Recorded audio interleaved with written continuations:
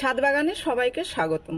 তো বন্ধুরা, আজকে আমরা দেখব যে কামিনী গাছের প্রচুর ফুল পেতে আমাদের কি করণীয়। তো দেখুন, এখানে যে কামিনী গাছে ফুল ফুটে রয়েছে, এই ফুলগুলো কিন্তু খুব সুন্দর গন্ধ, সন্ধ্যার পরে খুব সুন্দর গন্ধ ছড়ায়, খুব ভালো লাগে এর গন্ধটা। আর এই যে ছোট প্রজাতির কামিনী, একটা বড় প্রজাতির আছে আমার কাছেই আছে, আমি দেখাবো। তো দেখুন, প্রথমে আমি একটা কথাই বলবো যে প্রচুর ফুল পেতে গেলে কিন্তু প্রচুর ঝাঁকের প্রয়োজন। গাছটা যদি ঝাঁকড়া হয়, প্রচুর ডালপালা বের হয়, তাহলেই কিন্তু ডালে ডালে প্রচুর ফুল দেখা যাবে আর মনে হবে যেন গাছ ভর্তি ফুল হয়ে রয়েছে। আর যদি একটা সরু ডাল হয়ে থাকে কি দুটো ডাল হয়ে থাকে, সেই ক্ষেত্রে কিন্তু আমরা বেশি ফুল পাবো না। তাই প্রথমেই আগে আমাদেরকে ঝাঁক করতে হবে গাছকে। দেখুন এইখানে আমি দেখুন এখানে কাটিং করে দিয়েছিলাম শীতের পরে। শীতের সময় এই গাছে কাটিং করবেন না, আর শীতকালে কোনো রকম খাবারও দেবেন না। তো এইখানে যে আমি কাটিং করেছি শীতের পরেই, চৈত্র মাসে আমি কাটিং করেছি, আর এখন জ্যৈষ্ঠ মাসের দিকে আমি ভিডিও করছি। আর এতে কিন্তু প্রচুর ডালপালা বের হয়েছে। দেখুন আরেকটি এখান থেকে কাটিং করেছি, তো কত কিন্তু ডালপালা বের হয়েছে। তো এই যে ঝাঁক হয়েছে গাছটা, তাহলেই কিন্তু এত ফুল ফোটানো সম্ভব হয়েছে গাছের, কারণ প্রচুর ডালপালা বের হয়েছে।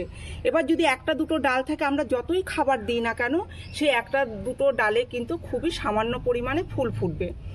আর এই হচ্ছে একটা প্রথম যেটা স্টেপ, গাছের কাটিং করতে হবে। কাটিং করে আগে গাছকে ঝাঁকড়া করতে হবে, তারপরে আমরা প্রচুর ফুল পাবো। এবার আসবো খাবারের কথায়।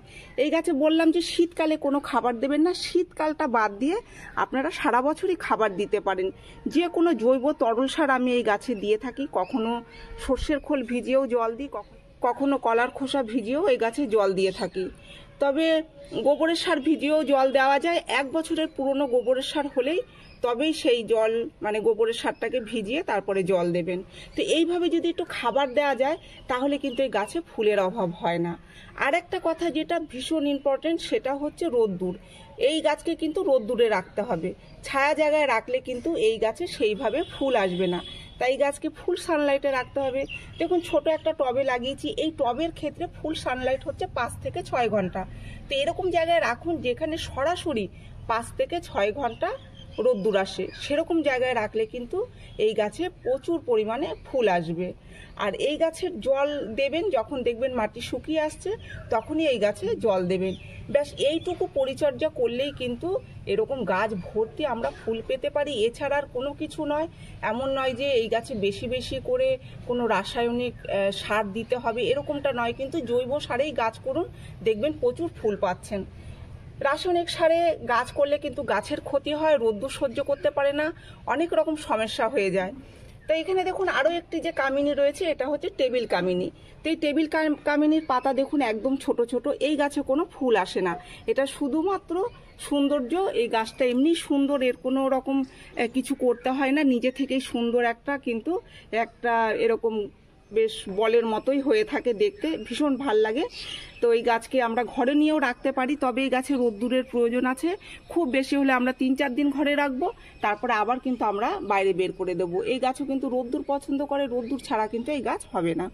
আরেকটা দেখাবো যেটা বড় কামিনী। এই দেখুন এই গাছটা হচ্ছে বড় কামিনী। তো এই গাছটা আমার কাছে এরকম বেশ লম্বা হয়ে গেছিলো, তো এইখান থেকে আমি কাটিং করেছি। এই দেখুন কাটিং করার পরে কতগুলো কিন্তু এই যে ডালপালা বের হয়েছে, প্রায় 5-6টা ডাল কিন্তু এর বের হয়ে গেছে।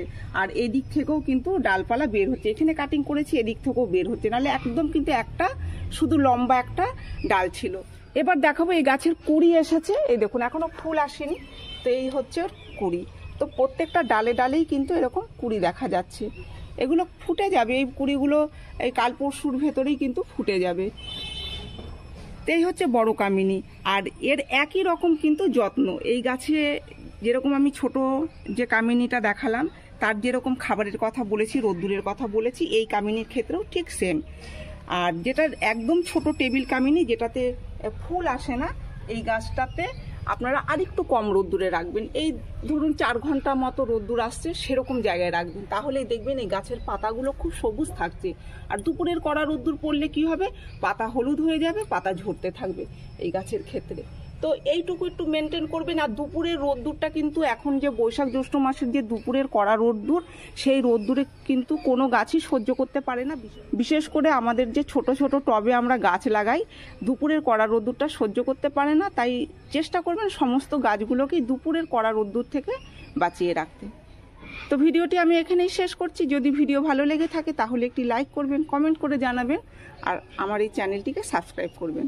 আপনারা গাছ লাগান, ভালো থাকুন, সুস্থ থাকুন। দেখা হবে পরের ভিডিওতে।